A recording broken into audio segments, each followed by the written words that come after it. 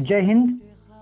तो बाबू भैया बहनी दीदी सब लोग तैयार हो जाइए। आज हमन के पढ़े जायल जाता इतिहास एनसीईआरटी का पहला चैप्टर जेकर नाम हो ईंटे, मनके तथा अस्थियां, जेमे हमन के पढ़ल जाए हड़प्पा सभ्यता के बारे में। तो एक कक्षा 12 के इतिहास की किताब हो एनसीईआरटी, जेके हम आप लोगन के एक्सप्लेन करे जाता जी। जैसे कि हम पहले आप लोगन के बता देली कि हम एक्सप्लेन करब भोजपुरी में, लेकिन एनसीईआरटी के हिंदी और इंग्लिश दोनों मीडियम के किताब हम सामने रखब। आप लोगन के हिंदी और इंग्लिश दोनों एक साथ एक्सप्लेन करब, ताकि दोनों लैंग्वेज में, दोनों भाषा में आप लोगन का कमांड हो। हिंदी के साथ साथ ओकर अंग्रेजी शब्द भी आप लोगन के समझ में आवे, याद रहे, ताकि भविष्य में वो आपके हर तरह के एग्जाम में मदद कर सके। आप लोग जानल जाता अच्छी तरह से कि इंग्लिश के भी बहुत ज्यादा डिमांड इसमें चलता, हर तरह के फील्ड में, हर तरह के एग्जाम में, चाहे स्टेट बोर्ड के एग्जाम हो, चाहे स्टेट लेवल के एग्जाम हो, या सेंट्रल लेवल के गवर्नमेंट के एग्जाम हो, या प्राइवेट नौकरी हो, हर जगह आप लोग जानल जाते कि इंग्लिश की कितना डिमांड रही। वजह से हम आप लोगन के कॉन्सेप्ट क्लियर करे खातिर तो भोजपुरी में सब कुछ एक्सप्लेन करता रही, ताकि एक एक बात आप लोगन की बहुत गहराई से समझ में आवे। सिर्फ एक्सप्लेन करे खातिर, बात के आपकी गहराई से समझाए खातिर, लेकिन आप लोगन के जो मीडियम रही, केहू के हिंदी मीडियम बा तो केहू के इंग्लिश मीडियम बा, लेकिन भोजपुरी बैकग्राउंड में रहे वाले लोग हो तो जेकर इंग्लिश मीडियम रही वो की बात बड़े अच्छे से समझ में आ जाए। साथ ही साथ हिंदी मीडियम के तय अइबे करी, काहे कि भोजपुरी लैंग्वेज जीवन पर थोड़े थोड़े हिंदी मीडियम से हिंदी लैंग्वेज से रिलेटेड रहा काफी। हमन के ये चैप्टर शुरू करे जायल जाता है, तो उससे पहले हम आप लोगन के दिखा दिया चाहते हैं कि चैप्टर आप लोगन के कैसन दिखाई देता। जैसे देखा जाते आप विषय 1 ईंटे, मनके तथा अस्थियां, हड़प्पा सभ्यता। तो यह में आप लोग देखल जाता है कि यहाँ पे एक ठो चित्र दिहल बा, एक हड़प्पाई मुहर। इस चित्र के ध्यान से देख लिया जा, ये एक सील हो, एक मुहर हो, हड़प्पन सिविलाइजेशन के एक ठो मुहर हो, सील हो। बाकी ये इंट्रोडक्शन हो, आप लोग देखल जाते हैं यही रंग में हम आप लोगों के एक्सप्लेन करब इंट्रोडक्शन, और एक एक टॉपिक के हम बाकायदा अच्छे से एक्सप्लेन करब। हालांकि वीडियो तो लंबा हुई, लेकिन भाई आप लोगों के अच्छे से समझाए बा हर चीज, तो भले ही वीडियो लंबा हो, लेकिन वीडियो के छोट करे के कोशिश हम जरूर करब। यही वजह से हम सिर्फ एक बार में एक ठो छोट का कोनो टॉपिक ले और ओके एकदम डिटेल में, जो वर्ड टू वर्ड, एक एक शब्द, एक एक वाक्य, एक एक वाक्यांश बड़े अच्छे से हिंदी और इंग्लिश मीडियम दोनों का प्रयोग करते हुए भोजपुरी भाषा के माध्यम से, बोली के माध्यम से हम आपके ये सब चीज एक्सप्लेन करब।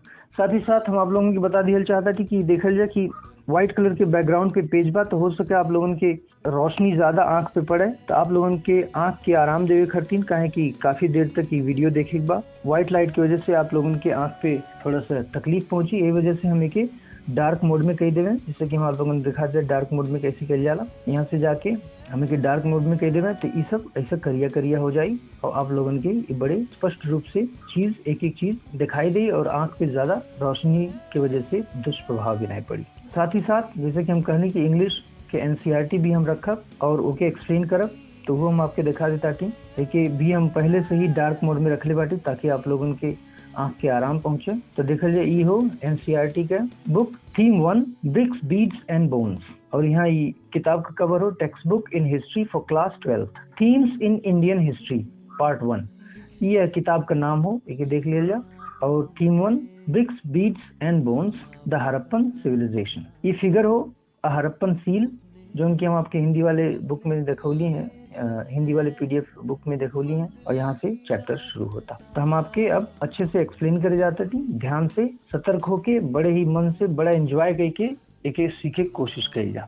चल जा शुरू करी जा। तो तैयार हो जाए हम लोग अब चैप्टर पढ़े जाता है। यहाँ पे शुरुआत होता है, हम आपके पहला सेंटेंस पढ़ के सुना देता थी। ये सेंटेंस कहा था, हड़प्पाई मुहर चित्र 1.1 देख लीजिए। हड़प्पाई मुहर संभवतः हड़प्पा अथवा सिंधु घाटी सभ्यता की सबसे विशिष्ट पुरावस्तु है। सेलखड़ी नामक पत्थर से बनाई गई इन मुहरों पर सामान्य रूप से जानवरों के चित्र तथा एक ऐसी लिपि के चिन्ह उत्कीर्णित हैं जिन्हें अभी तक पढ़ा नहीं जा सका है। फिर भी हमें इस क्षेत्र में उस समय बसे लोगों के जीवन के विषय में उनके द्वारा पीछे छोड़ी गई पुरावस्तुओं, जैसे उनके आवासों, मृद भांडों, आभूषणों, औजारों तथा मोहरों, दूसरे शब्दों में पुरातात्विक साक्ष्यों के माध्यम से बहुत जानकारी मिलती है। अब हम एक आप लोगों के एक्सप्लेन करिए। ताकि हड़प्पाई मुहर चित्र 1.1, जैसे कि हम आप लोगों के सील दिखा देले बाटी, आप लोगों की याद हुई अच्छी तरह से हड़प्पाई मुहर के बारे में। ये कहा था संभवतः यानी कि प्रोबेबली हड़प्पा अथवा सिंधु घाटी सभ्यता, हड़प्पा और जो सिंधु घाटी का सभ्यता बा ओकर सबसे विशिष्ट पुरावस्तु का है ई हड़प्पाई मुहर, यानी कि सबसे खास, सबसे स्पेशल पुरावस्तु यानी कि आर्टिफैक्ट, इंग्लिश में एके आर्टिफैक्ट कहा जाला।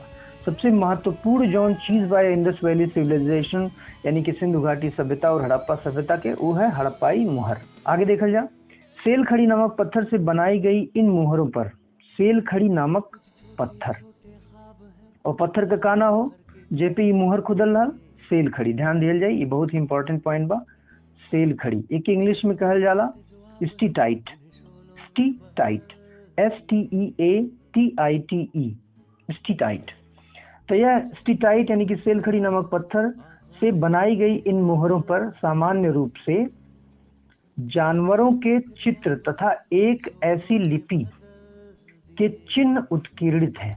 ध्यान दिया जाए, यहाँ पर जानवर लोगों के चित्र बनावल बा मुहर पे, और साथ ही साथ एक लिपि बा। लिपि का मतलब एक समझ लीजिए कि जैसे हिंदी के जो लिपि हो वो देवनागरी है, जो आप देखल जाते हैं यहाँ पे, ये देवनागरी लिपि होता। ऐसे अलग अलग लिपि बा अलग अलग लैंग्वेज के। तो वो सब इंडस वैली वाले लोगन का भी अपन एक लिपि रहल, लेकिन वो आज तक के समझ नहीं पौलिस। यहाँ पे देखल जाए कहा था अभी तक पढ़ा नहीं जा सका है। आज तक कोनो भी आर्कियोलॉजिस्ट या कोनो भी इतिहासकार ओके पढ़ के समझ नहीं पौले कि वो लोग इंडस वैली के लोग, सिंधु घाटी हड़प्पा के लोग का लिखले रहने, कौन लैंग्वेज के इस्तेमाल करता है, उनका लिपि, उनका वर्णमाला, उनका भाषा का रहल। उत्कीर्णित का मतलब यहाँ पे हो गई वहाँ पे लिखल, वहाँ पे स्क्रिप्टेड, मतलब वो जो स्क्रिप्ट यूज कल गई बा, ओके, स्क्रिप्टेड का मतलब उत्कीर्णित हो जाए यहाँ पे। तो इतना बात हमें उम्मीद है कि आप लोगों के समझ में आ गई हुई। अब आगे वाला सेंटेंस देख ले जा। हमें कहा था फिर भी हमें इस क्षेत्र में उस समय बसे लोगों के जीवन के विषय में उनके द्वारा पीछे छोड़ी गई पुरावस्तुओं, ध्यान दिया जाए कि हमें कहा था कि वह क्षेत्र के लोग, वह समय इंडस वैली के टाइम की बात हो, आज के समझ लीजिए 3000-4000 साल पहले जो वहाँ पे लोग बसल रहने, उनके जीवन से संबंधित जितनी भी चीज रहलिन ओकरे विषय में जानकारी प्राप्त करे खातिर कोने आधार पे जो आर्कियोलॉजिस्ट और इतिहासकार लोग ये जान पाने कि उनके जीवन शैली का रहल, उनके जीवन में कौन कौन चीज़ का प्रयोग होता है, वो अपने डेली लाइफ में का प्रयोग में लाता है ना, वो सब जो वस्तु छोड़ले रहना, जो चीज़ सरल ना जमीन में वो मिल गई, ईटा पत्थर और धातु को जो चीज़ रहल ओके कहा जाला पूरा वस्तु। तो यह पूरा वस्तु के आधार पे वैज्ञानिक लोग, इतिहासकार और आर्कियोलॉजिस्ट लोग ये पता लगौले कि भाई अब जान लीजिए कि पूरा वस्तु का हो।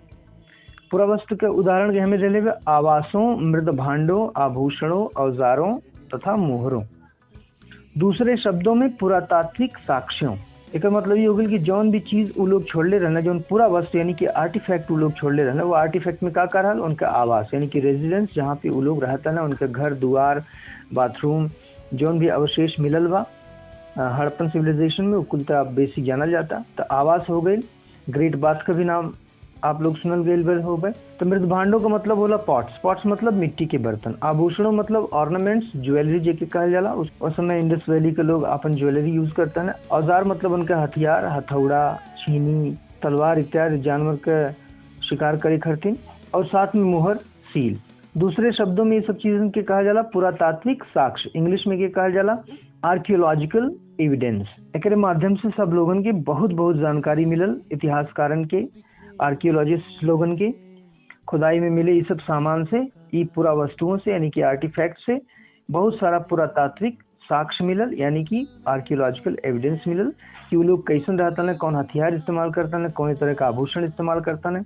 ये सारे चीज़ की जानकारी या आर्टिफैक्ट से यानी कि अवशेष जो मिलल रहा हड़प्पन सिविलाइजेशन के खुदाई में, उसे ये सब चीज़ पता चल। अब चलो जी, यह कुल जानकारी हमन के फिर से एक रिवीजन भी आप लोगों को हो जाए और इंग्लिश में भी हम एक्सप्लेन कर देवें, तो हिंदी वालन के एक रिवीजन हो जाए और इंग्लिश वालन का भी एक्सप्लेनेशन हो जाए। तब हम एक इंग्लिश में NCERT के बुक माध्यम से एक रिवीजन और एक्सप्लेनेशन करता थी। जैसे कि आप लोग देखल गए कि वीडियो के शुरुआत में हम हिंदी इंग्लिश के दोनों का इंट्रोडक्शन आप लोगों के करा रही। अब हमन के पढ़े जाए जाता, देखल जाए इंग्लिश में थीम 1 के नाम से भाई चैप्टर का टाइटल है ब्रिक्स, बीड्स एंड बोन्स। ध्यान दीजिए कि ब्रिक्स का मतलब यहाँ पे का भाई ईंटें, ब्रिक्स का मतलब ईंटें, बीड्स का मतलब मनके और बोन्स का मतलब हो गई अस्थियां। देखा जाए तो आपकी याद आ गई होगी कि चैप्टर का क्या नाम रहल हिंदी में, ईंटें, मनके और अस्थियां। अब हमन के आगे बढ़ल जा, अगले पेज पे देखल जाए कि काबा ये देखल जाए, ये हो text book cover page, text book in history for class 12th, themes in Indian history part 1। ये अपने बुक का नाम हो, क्लास 12th के इतिहास का पहला पार्ट का एक कवर पेज हो। अब आगे बढ़ जा मन के, ये देखल जाए थीम 1। बाकी ये तो आप लोग जानले जाते, ब्रिक्स, बीड्स एंड बोन्स। अगला ये हो जो चैप्टर के मेन टॉपिक हो, द हड़प्पन सिविलाइजेशन। आगे बढ़ जा, ये आप देखल जाते हैं, ये आपके सील हम आपके हिंदी वाले पीडीएफ में देखौले रही। फिगर 1.1, चित्र 1.1, हड़प्पन सील, एक हड़प्पाई मुहर। अब यहाँ से चैप्टर शुरू होता। तो जी अब चैप्टर एक रिवीजन भी हो जाए और एक इंग्लिश में भी समझ लिहल जाए। तो हम आप लोगों के पढ़ के सुना देती। द हड़प्पन सील, figure 1.1 is possibly the most distinctive artifact of the Harappan or Indus Valley civilization। तेमी कहल जाते कि हड़प्पन सील जौन बा, जौन मोहर हम आपके थोड़ी देर पहले देखौली हैं, जिसमें एक जानवर खड़ा रहल फिगर 1.1 में, इज पॉसिबली मतलब संभवतः, द मोस्ट डिस्टिंक्टिव का मतलब ये हो गया सबसे खास, सबसे यूनिक, सबसे स्पेशल और एक तरह से एकदम एंटीक, दुनिया में अपनी तरह का इकलौता आर्टिफैक्ट की हिंदी में क्या कहा जाला, पुरावस्तु। ये हमन के देखल गई ऑफ द हड़प्पन और इंडस वैली सिविलाइजेशन, यानी कि हड़प्पा या सिंधु घाटी सभ्यता के लोगन का सबसे खास जो चीज रहल वो ये आर्टिफैक्ट रहल, ये पुरावस्तु रहल, का रहल हड़प्पन सील। अब हम उनके आगे देखा जा, made of stone called steatite. Seals like this one often contain animal motifs and signs from a script that remains undeciphered. Yet, we know a great deal about the lives of the people who lived in the region from what they left behind, their houses, pots, ornaments, tools, and seals. In other words, from archaeological evidences, let us see what we know about the Harappan civilization and how we know about it। तो यहाँ तक हम आपके explain के लिए थी। देखा जी यहाँ से शुरुआत होता, made of a stone called steatite. Steatite आप देखल गया कि हिंदी में हम क्या करने स्टीटाइट के। अब अगला सेंटेंस हम लोग यहाँ पे समझने की कोशिश करिए। Made of a stone called steatite, ध्यान दीजिए, सेल खड़ी, स्टीटाइट मतलब सेल खड़ी, हिंदी में का पढ़ गए हमके, सेल खड़ी पत्थर। तो ई जन मुहर रहल, हड़प्पन सील जौन रहल, उस सेल खड़ी यानी कि स्टीटाइट नामक पत्थर से बनल रहल, जौने पे ई मुहर खुदल रहल, या पशु का जौन चित्र रहल, जौन स्क्रिप्ट रहल, वो यहाँ पे खुदाइल रहल। अभी देखल जा, एक आता सील्स लाइक दिस वन, यानी कि हड़प्पन सिविलाइजेशन वाला जौन सील रहल, मुहर रहल, ऑफन कंटेन एनिमल मोटिव्स। ध्यान दीजिए एनिमल मोटिव्स पे। अक्सर जो हड़प्पन सील रहे वहाँ पे एक पशु का चित्र रहे, जैसे कि आप लोगों के हम देखोले नहीं, पशु का एक जानवर का चित्र आप लोगों के उन्हें देखोले रही हम। And science from a script that remains undeciphered. एक मतलब ये भइल कि कुछ चिन्ह भी रहल वह मोहर पे, जौने पे पशु के जानवर के चित्र भी बनल रहल, और एक स्क्रिप्ट रहल। स्क्रिप्ट का मतलब कोनो लैंग्वेज में वहाँ पे कुछ एक सेंटेंस या एक वाक्य लिखल रहल। रिमेन्स अनडिसाइफर्ड का मतलब ये भइल कि आज तक ओके के डी कोड नहीं के पुलिस। डी कोड का मतलब आज तक के ओके समझ नहीं पुलिस कि वह लैंग्वेज में का लिखल बा, वो चिन्ह का दर्शावल चाहता। केहू भी जितने भी हिस्टोरियंस रहने, इतिहासकार रहने, आर्कियोलॉजिस्ट रहने, पूरी दुनिया की यूनिवर्सिटी में रिसर्च करता थे इतिहासकार लोग, लेकिन आज तक केहू के समझ नहीं पुलिस कि वह स्क्रिप्ट में, वह लैंग्वेज में, वह वर्णमाला में, वह चिन्ह में का दर्शावल जाता और का बतावल जाए चाहता। देखल जाइए अगला सेंटेंस में कहल चाहता है कि yet we know a great deal about the lives of the people. का तो फिर भी जोन में हड़प्पन सिविलाइजेशन के जो लोग रहना उनके बारे में बहुत कुछ हम लोगन के पता चलल बा।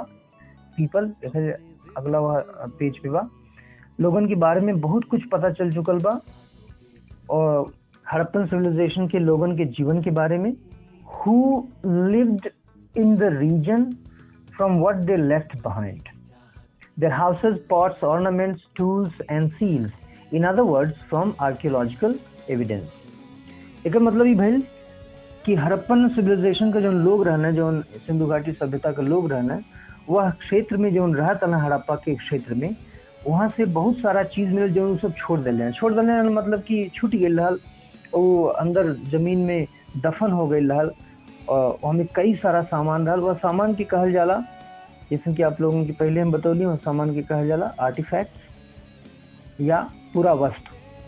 सर अब देखा जाओ हमें का कर रहा, देयर हाउसेस, उनके घर, उनके रेजिडेंस, उनके कॉलोनी, उनके रहने के जगह, गांव, झोपड़ी जो कह लिया जा, पॉट्स यानी कि मृद भांड, शुद्ध हिंदी में कि मृद भांड कहल जाला, लेकिन सामान्य हिंदी में कह लिया जाए कि मिट्टी के बर्तन, ऑर्नामेंट्स यानी कि उनके ज्वेलरी, उनके साज श्रृंगार का जौन भी गहना गुड़िया रहल, उकुल चीज रहल यहाँ पे ऑर्नामेंट्स, टूल्स मतलब सारे औजार, और सील्स मतलब मुहर जौन हो जानवरवा जौन हो पे छपल रहल और तो जन ले जाता है जानवरवा जो चित्रवा रहल ओकर नीचे स्क्रिप्टवा रहल, कुल के बात हम आप लोगन के कई देले बाटी। उनका सभ्यता तो खत्म हो गई, लेकिन बहुत सारी चीज जौन जमीन में दफन हो गई रहल, ओसे बहुत कुछ आर्कियोलॉजिस्ट लोगन के सीखे के मिलल। इतिहासकार यानी कि आर्कियोलॉजिकल ये सब जौन चीज बा जो हम कहली हैं, पॉट्स हो गई, हाउसेज हो गई, ऑर्नामेंट्स, टूल्स, औजार, सील, मोहर, ये कुल जौन बा एक एक कहल जाई आर्कियोलॉजिकल एविडेंसेस यानी कि साक्ष्य। समझ गए क्या आप लोग? कौन साक्ष्य? आर्कियोलॉजिकल यानी कि ऐतिहासिक साक्ष्य एक कहल जाए। ठीक है, तो ये जो ऐतिहासिक साक्ष्य बा एकरे माध्यम से आप लोग देखल जाता है कि इतिहासकारन के बहुत कुछ जाने के मिलल। अभी देखल जाए आगे वाला वाक्य हमन के पढ़ जाए जाता, टीका हो देखल जाए यहाँ से शुरू होता। अब हम देखेंगे कि हम हड़प्पा सभ्यता के विषय में क्या और कैसे जानते हैं। हम यह अन्वेषण करेंगे कि पुरातात्विक साक्ष्यों की व्याख्या कैसे की जाती है और इन व्याख्याओं में कैसे कभी कभी बदलाव आ जाता है। निश्चित रूप से इस सभ्यता के कई पहलू आज भी हमारी जानकारी से परे हैं और हो सकता है हमेशा ही रहें। अब एक मन की बारीकी से समझने की कोशिश की जाए। क्या कहना चाहता है हमें? अब हम देखेंगे कि हम हड़प्पा सभ्यता के विषय में क्या और कैसे जानते हैं। तो यह चैप्टर में आगे हमन के देखल जाए कि भाई हड़प्पा सभ्यता के बारे में जौन कुछ भी किताब में एनसीईआरटी में छपल बा या आम जनता जानत या विद्वान लोग जानत आटा उके वो सब लोगन के ये सब कैसी पता चल हड़प्पा सभ्यता के बारे में या एकरे विषय में, तो क्या और कैसे जानते हैं एकरे विषय में हमन के चैप्टर में आगे बढ़ल जाएगी। हम यह अन्वेषण करेंगे कि पुरातात्विक साक्ष्यों की व्याख्या कैसे की जाती है। अन्वेषण मतलब कि हम लोग एकर खोज कल जाए अपने हिसाब से, अपने अपने स्तर पे एकर पता लगावल जाए किताब की सहायता के माध्यम से कि भाई जितना भी पुरातात्विक साक्ष्य रहल, पुरातात्विक साक्ष्य यानी कि आर्कियोलॉजिकल एविडेंसेस रहल, ओकर व्याख्या कैसे कईल गई बा, आखिर ओकर आधार का हो, कौने आधार पे इतिहासकार लोग ओकर व्याख्या कैले रहने, ये सब के जानकारी बड़े सिस्टमैटिक तरीके से आगे हम लोग कैल जाए और इन व्याख्याओं में कैसे कभी कभी बदलाव आ जाता है। तो आप लोग देखा जाए कि कोनो साइंटिस्ट, कोनो इतिहासकार कब कुछ कहना, कब फिर वो हमें बदलाव आ गए, कुछ कोनो नया आर्कियोलॉजिस्ट या इतिहासकार आ गई ना, वो कुछ और खोज लेना, तो हमें और चीज़ जुड़त जाला। तो ऐसा हमेशा भइल बा और यह विकास का असली प्रक्रिया हो जिसमें हर चीज़ के बारे में फैक्ट, सत्य और तथ्य के जाने की कोशिश करी जाला। तो हर बार कुछ न कुछ नई चीज़ आ जाले तो वही के बदलाव यहाँ पे कहा जाता है।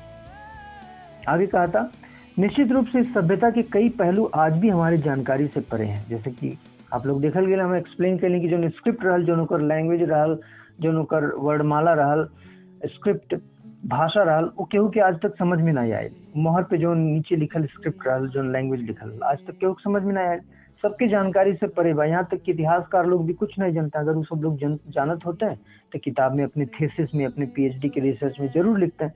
तो आज तक कई ऐसा चीज बा जेकर जानकारी अभी तक हमन के हो ना पौले बा, बड़े बड़े वैज्ञानिक, बड़े बड़े इतिहासकार के भी ओकर पता नहीं चलल बा।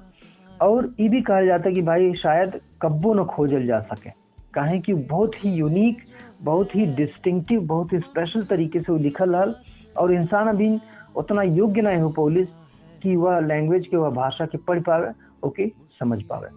अब चल जा हमन के इंग्लिश वाला देख लिया जा। हाँ देखल जाए। Let us see what we know about the Harappan civilization and how we know about it. We'll explore how archaeological material is interpreted. So हमें कहल चाहता है कि अब हमन के आगे चैप्टर में ये सब देखल जाए कि भाई हड़प्पन सिविलाइजेशन के बारे में कैसी पता चलल और का पता चलल, इतिहासकार लोग, आर्कियोलॉजिस्ट लोग कैसी ये सब पता कैले, कौन मेथड से पता कैले और हमें का सत्यता और तथ्यता बा, जेके आप लोग भी अच्छे से समझ जा कि कैसे वैज्ञानिक विधि से ये सब सत्य का पता इतिहासकार लोग लगावे न, ओकरे बारे में हमन के जाने की कोशिश कर जाए, अन्वेषण कर जाए, रिसर्च कर जाए, सब लोग मिलजुल के एनसीईआरटी के साथ। एनसीईआरटी खुद ही कहा था कि आप लोग रिसर्च से जाने के और समझे की कोशिश कर जा जो कुछ किताब में लिखल बा। We'll explore how archaeological material is interpreted. कहता कि हमन के एक्सप्लोर कइल जाए, देखल जाए, खोजल जाए, अन्वेषण कइल जाए कि जोन आर्कियोलॉजिकल जोन मटेरियल रहल एकर पता कैसे चलल, ई कैसी खोजाइल, एकर जानकारी कैसे मिलल, एकर बारे में हम लोग यहाँ समझल जाए कि कैसी इंटरप्रिटेड मतलब समझा गया, कॉम्प्रिहेंडेड, ओकर एक्सप्लेनेशन पता चलल, कैसे ओकर जानकारी भइल, कैसे गहराई से पता चलल कि यह एकरे पीछे का सच्चाई हो। We'll explore how archaeological material is interpreted and how interpretations sometimes change. और साथ ही साथ ये भी देखल जाए कि इंटरप्रिटेशन यानी कि जोन समझ रहल, जोन उसे जानकारी प्राप्त भइल, वो कब्बो कब्बो कैसे बदल जाला, चेंज हो जाला। चेंज के बाद हम आपसे पहले में कहली हैं कि भाई अगर कोनो आविष्कारक, कोनो साइंटिस्ट, कोनो इतिहासकार, कोनो आर्कियोलॉजिस्ट अगर कुछ नया खोज लेली, ओकरे आधार पे कुछ नई चीज, कोनो नया सत्य या तथ्य मिल गई, तो कैसी उस तथ्य में बदलाव आ जाला, पुरानी जानकारी की कैसी अपडेट कर दिया जाला और काहे ये सब कइल जाला, कौने प्रोसेस से ये सब होला। तो यह किताब में, यह चैप्टर में आगे हमन की ये सब बारीकी से सीखल जाएगी। आगे कहा था, of course there are some aspects of civilisation that are as yet unknown and may even remain so. यानी कहना चाहता है कि साथ ही साथ एक बात और सच्चाई भाई, ऑफ कोर्स, कि कुछ ऐसा जो पक्ष बा, यह तथ्य के, यह सत्य के, यह जानकारी के, यह इंटरप्रिटेशन के और यह सिविलाइजेशन के बारे में, यानी कि Harappan civilisation, Indus valley civilisation, Sindhu घाटी सभ्यता के बारे में जो कुछ भी जानकारी बा और यह सभ्यता का कुछ ऐसा पक्ष बा, कुछ ऐसा पहलू बा जोन की आज तक ठीक से जान नाई पुलिस के, बड़े बड़े इतिहासकार, वैज्ञानिक थक के हार के रह गए। जैसे हम आपके उदाहरण दिली कि स्क्रिप्ट का पता नहीं चलल, ये क्यों नहीं पता लगा पुलिस के में का लिखल रहल, कौन लैंग्वेज रहल, ओकर वर्णमाला का रहल, केहू के पता नहीं चल पुलिस।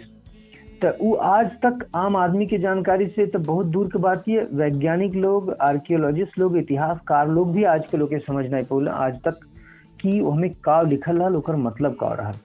और कई सारा ऐसा तथ्य बा कि लोग, यानी कि स्पेशलिस्ट लोग, एक्सपर्ट लोग ये भी कहते हैं कि बहुत सारी चीज रिमेन सो, एकर मतलब अननोन, हमेशा अननोन रही। शायद कब्बो दुनिया में कोनो वैज्ञानिक ये चीज के पता न लगा पावे कि उ सब हमें का लिखले रहने, उनके मकसद का रहा। तो ये आज इतिहास के 12वीं क्लास के पहले पार्ट के जो पहला चैप्टर रहल, ईंटें, मनके और अस्थियां, हड़प्पन सिविलाइजेशन, हड़प्पाई सभ्यता का इंट्रोडक्शन वाला पार्ट रहल। एक हम अच्छे से एक्सप्लेन कर देली, सब कुछ आप लोगों के सामने बा। यह विधि से हम आप लोगों के पढ़ावल चाहता थी और हिंदी इंग्लिश के साथ लेके चलल चाहता थी और साथ ही भोजपुरी में एक्सप्लेन कर चाहता थी, ताकि जे लोग भी भाई भोजपुरी में ये चीज़ के बारीकी से समझाला वो एक अच्छे से समझ सके, एक एक वर्ड, एक एक सेंटेंस, एक एक चित्र के हम बढ़िया से एक्सप्लेन कर देली। तो ध्यान दिया जाए कि भले लाइक सब्सक्राइब न कल जाए, भले शेयर न कल जाए, लेकिन नीचे कमेंट ज़रूर लिखल जाए कि ये वीडियो आप लोगों के कैसन लगल, हमें आप लोगों के का सुधार चाहिए, हमें कौन चीज़ हम ऐड कर दें, कौन चीज़ निकाल लें। ये सब चीज़ के बारे में आप लोग नीचे कमेंट में ज़रूर लिखल जाए। बहुत बहुत धन्यवाद आप लोगों का समय दिन रात जौन भी समय हो शुभ रहे, खुश रहल जा और ज्ञान में हमेशा वृद्धि कैल जा और ऐसे जानकारी जुटावत रहल जा और अपने देश के, अपने समाज के, पूरी दुनिया के नाम रोशन कैल जा। बहुत बहुत धन्यवाद। उम्रे आँखों में ख्वाब का पंछी चौके मन में करे पागलपंथी आसमान